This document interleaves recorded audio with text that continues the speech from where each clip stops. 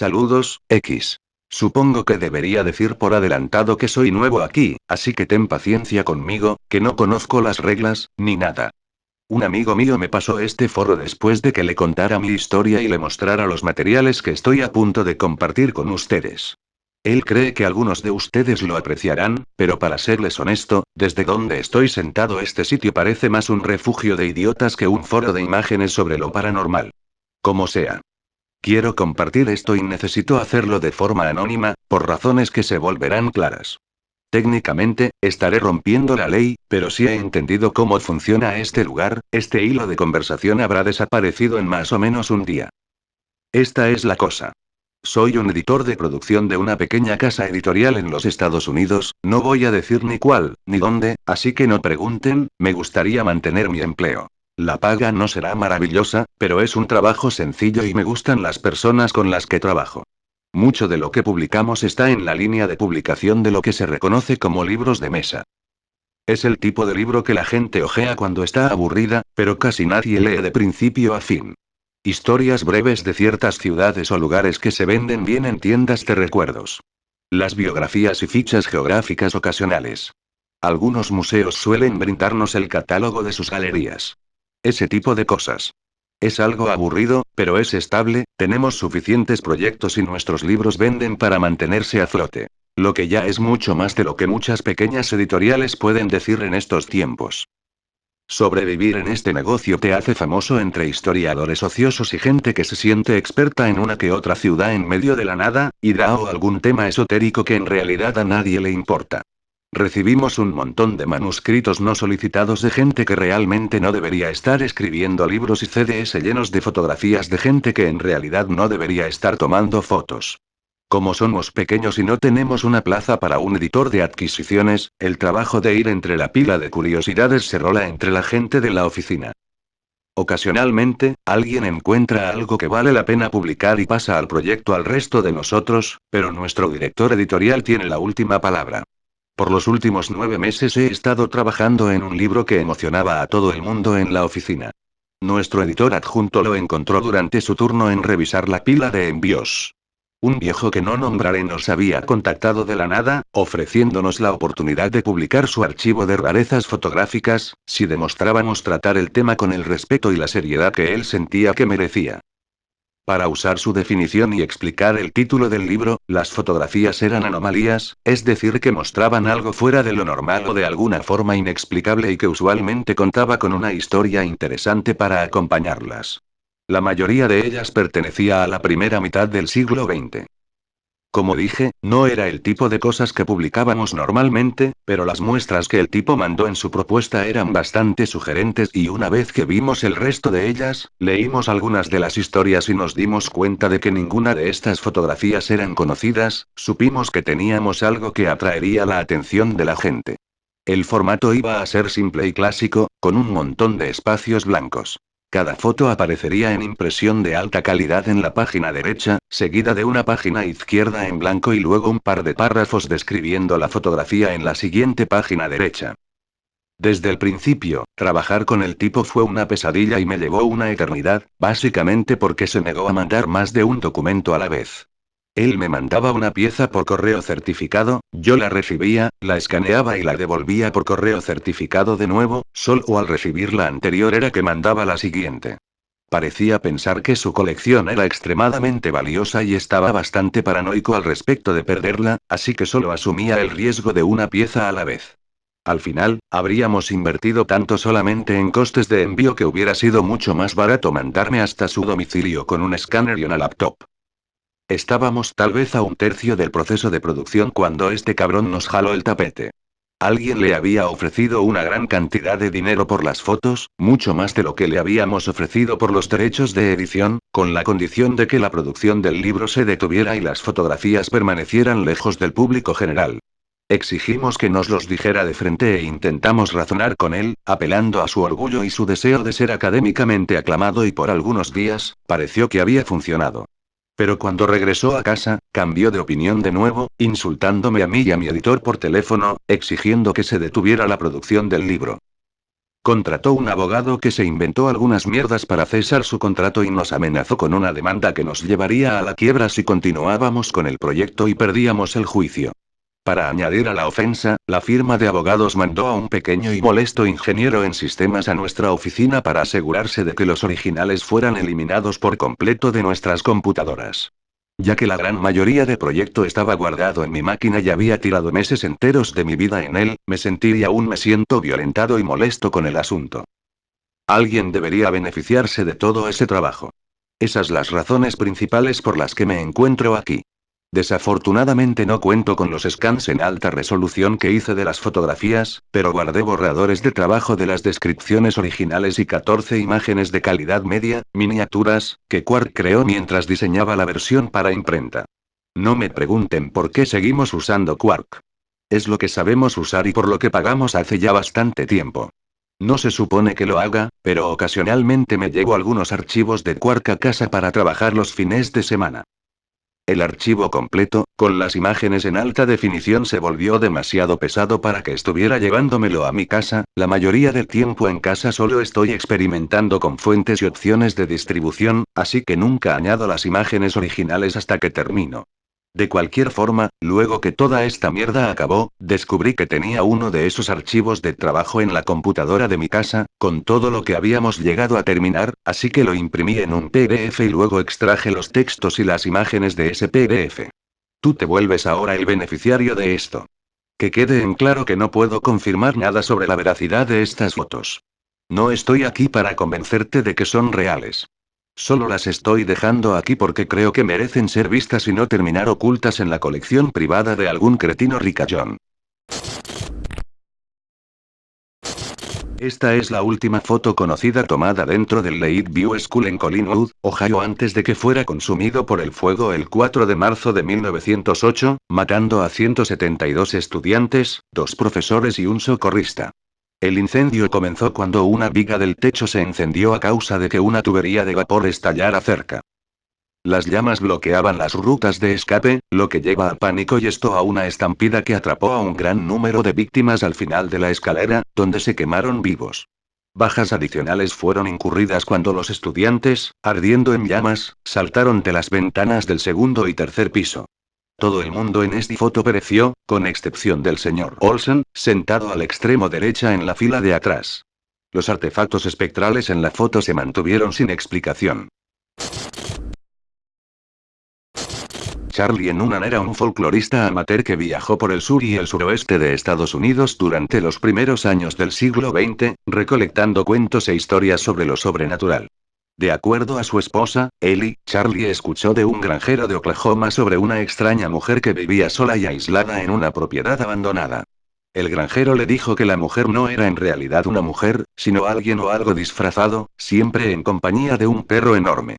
Al parecer intrigado por el testimonio, Noonan dio con la propiedad y fue a investigar. Nadie volvió a verlo. Ellie Noonan fue contactada por un prestamista de Tulsa, que recordaba haber leído sobre la desaparición de su esposo en los periódicos tras recibir en empeño una cámara con el apellido grabado en el dorso. Alguien la había encontrado a las orillas de un camino.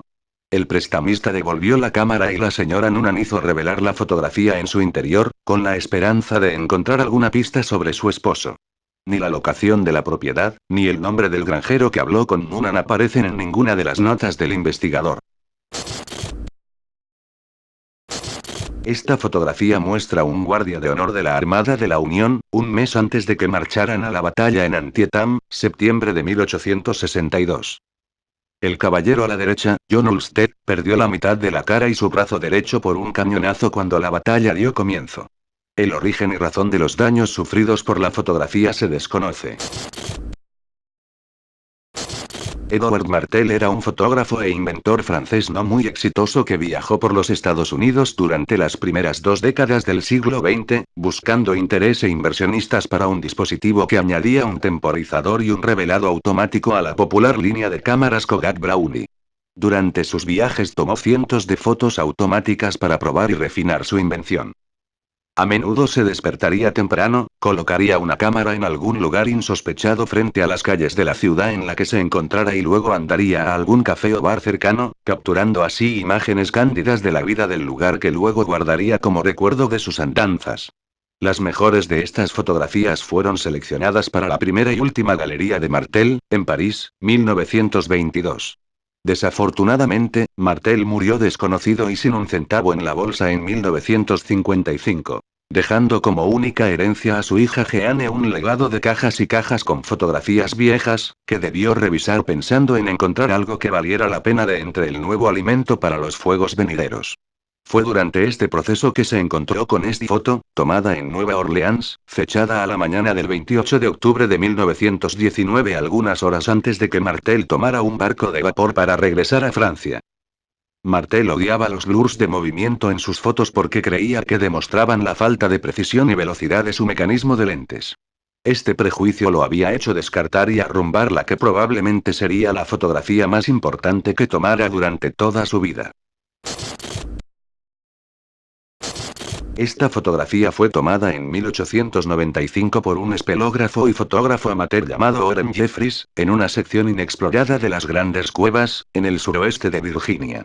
Al tiempo que fue tomada, Jeffries realizaba experimentos fotográficos, usando superexposiciones para ver si era posible capturar alguna cosa en la ausencia total de luz, conocida también como oscuridad de caverna.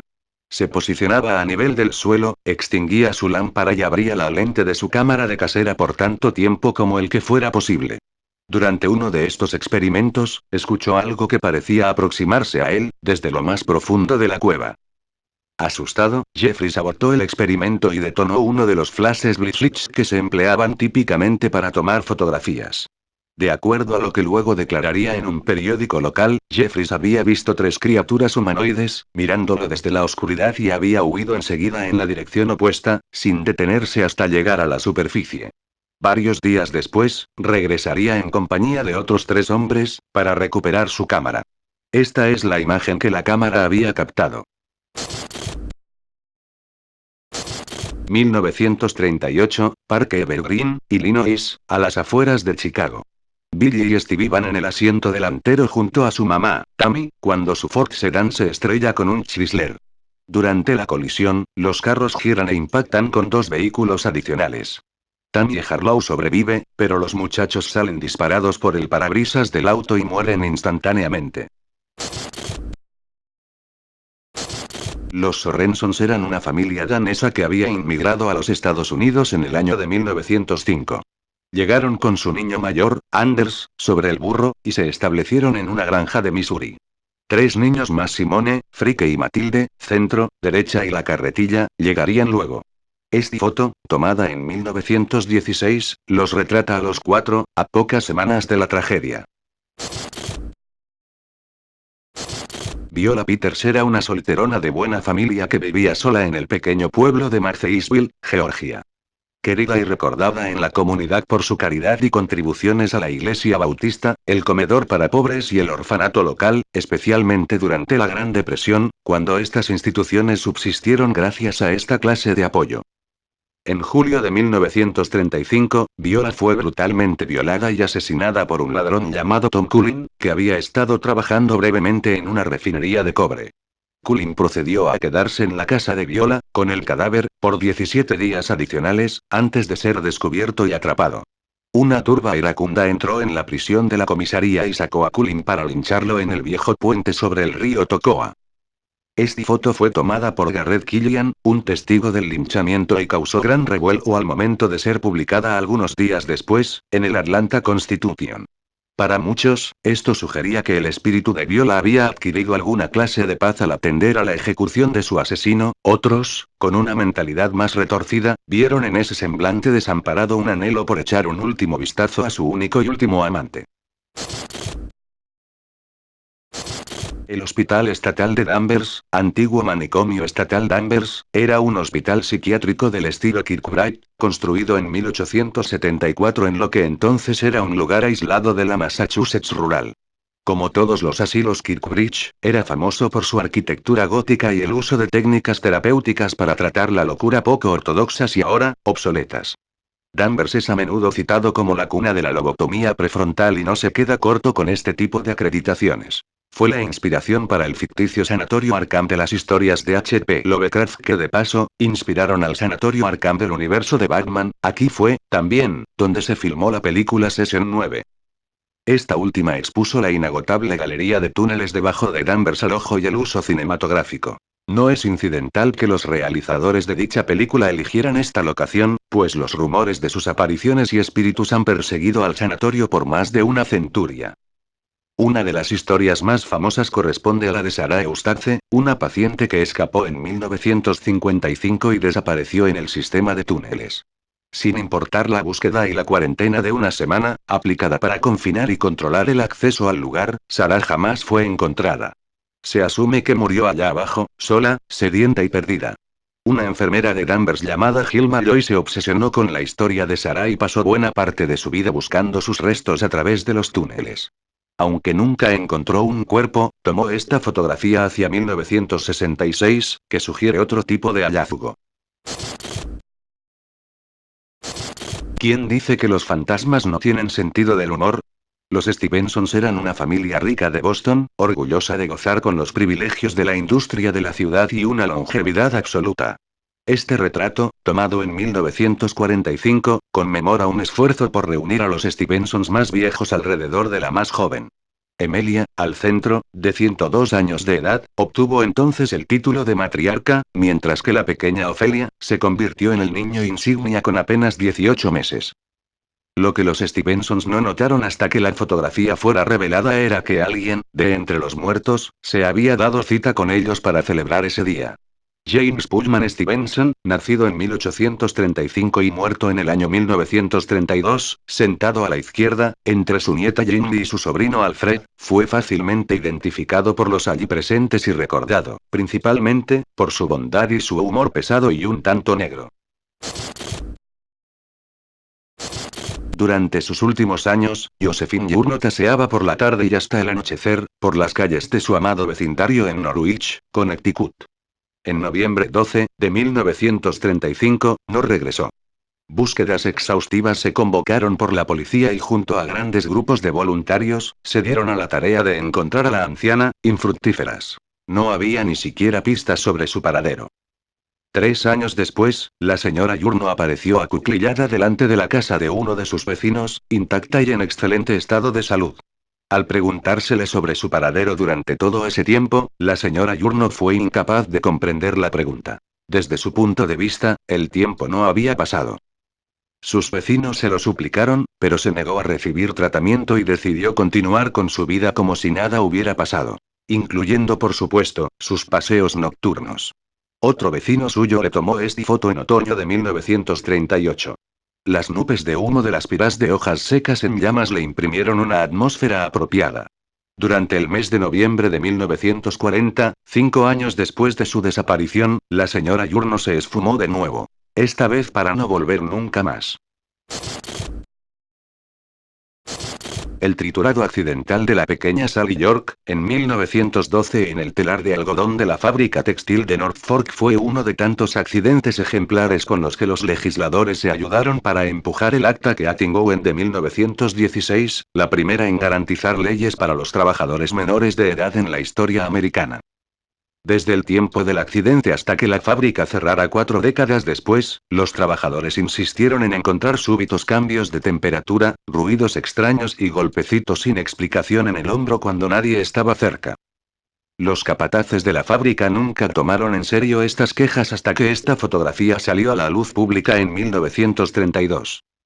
Fue tomada por un fotógrafo viajante llamado Benny Johnson, que de inmediato la vendió a la Gaceta de Norfolk por un monto sin precedentes de $10. El molino había cerrado para las fiestas de fin de año y estaba vacío al momento. Puede que haya sido el motivo de que el molino cerrara, aunque la Gran Depresión tampoco es una mala explicación. Lily Palmer no había llegado a los 4 años de edad cuando sufrió lo que sus doctores llamarían un agudo principio de alucinación sensorial.